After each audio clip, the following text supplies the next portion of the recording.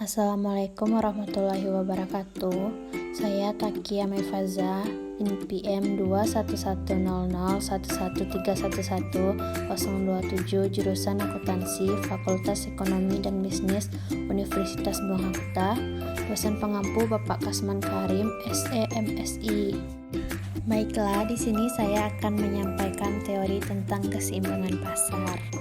Pengertian keseimbangan pasar. Keseimbangan pasar, market equilibrium, akan tercapai jika jumlah produk yang diminta sama dengan jumlah produk yang ditawarkan, atau harga pokok yang ditawarkan sama dengan harga pokok yang dibeli. Kurva keseimbangan pasar. Tabel keseimbangan pasar, hanya pada harga 3 terjadi kesamaan antara pemerintah dan penawaran dan tidak ada tekanan-tekanan terhadap harga yang berubah.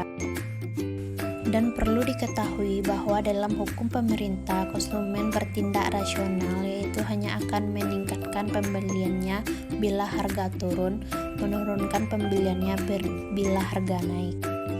Dan sedangkan hukum penawaran produsen atau penjualan yang bertindak rasional, yaitu hanya akan memperbanyak penjualan bila harga naik dan menurunkan penjualan bila harga turun. Kurva keseimbangan pasar, pada suatu harga tinggi sebesar $5 terjadinya surplus AHA yang akan menekankan turunannya harga di pihak lain. Pada tingkat harga $1 timbullah kekurangan GR yang akan mendorong meningkatnya harga sampai tingkat keseimbangan. Jadi harga keseimbangan adalah $3 per kati dan jumlah keseimbangan 6.000 kati beras setiap bulannya. Contoh 1, fungsi permintaan akan suatu barang ditunjukkan oleh persamaan P sama dengan 15Q, sedangkan penawarannya P sama dengan 3 ditambah 0,5Q. Berapakah harga keseimbangan dan jumlahnya keseimbangan yang tercipta di pasar? Penyelesaian keseimbangan pasar, QD sama dengan QS, permintaan P sama dengan 15 min Q, penawaran P sama dengan 3 ditambah 0,5Q. 15 dikurang P sama dengan min 6 ditambah 2P, 21 sama dengan 3P, P sama dengan 7. Q15 dikurang P sama dengan 15 min 7 sama dengan 8, jadi P sama dengan 7, QE sama dengan 8. Q15 dikurang P, Q min 6 ditambah 2P. Perubahan permintaan pasar dan harga keseimbangan. Pengaruh pajak sekutu spesifik terhadap keseimbangan pasar. 1. Pengaruh pajak yang dikenakan atas kenaikan barang menyebabkan harga jual barang tersebut naik akibat harga keseimbangan yang tercipta di pasar lebih tinggi. 2. Sebelum pajak persamaan penawaran P sama dengan A ditambah BQ, maka sesudah pajak yang ia akan menjadi P A ditambah BQ ditambah T sama dengan buka kurung A ditambah T tutup kurung ditambah BQ. Ketiga, beban pajak yang ditanggung oleh konsumen buka kurung TP tutup kurung buka kurung TP tutup kurung TK sama dengan PE dikurang PE. 4.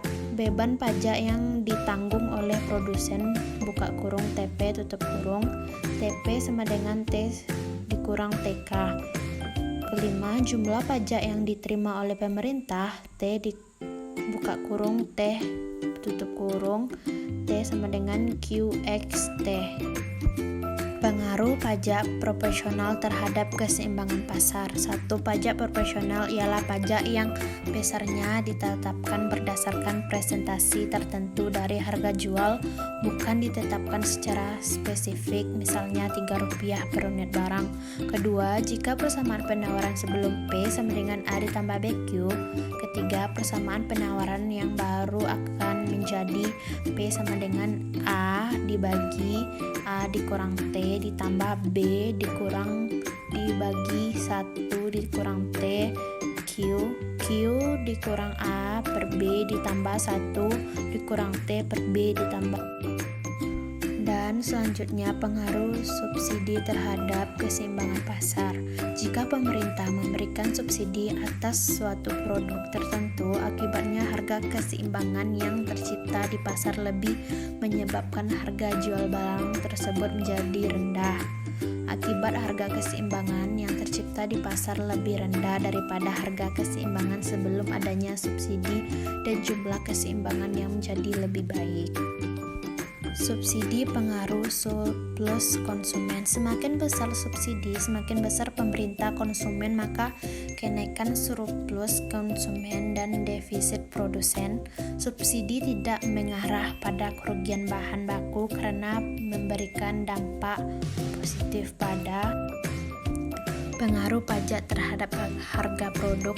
Pajak yang dikenakan atas penjualan suatu barang menyebabkan harga jual barang tersebut naik karena penjualan akan mengalihkan sebagai beban pajak ke pembeli.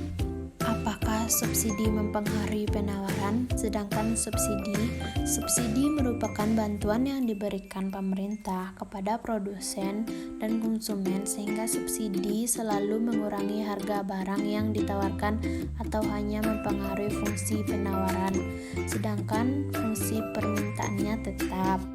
Berikutnya harga. Pengertian harga. Harga merupakan kemampuan atau nilai suatu yang diukur dengan uang. Jadi harga barang adalah kemampuan suatu barang untuk ditukarkan atau dinilai dengan uang. Dan tujuan dari pengendalian harga adalah untuk melindungi konsumen atau produsen. Satu, harga dasar atau harga terendah. Kebijakan ini dijalankan pemerintah saat ada barang biasanya yang harga jualannya terlalu rendah. Kedua, harga tertinggi atau harga maksimum pemerintah sehingga barang atau jasa bisa dibeli oleh konsumen secara wajar. Dan pembelian marginal adalah seseorang pembeli yang mampu membeli barang sama dengan harga yang ditawarkan di pasar. Dan apabila seseorang pembeli mampu membeli barang di atas harga pasar disebut pembeli super marginal. Sedangkan seseorang yang hanya mampu membeli di bawah harga pasar disebut pembeli submarginal. Dan sekian video dari saya. Saya minta maaf apabila banyak kekurangan dalam membuat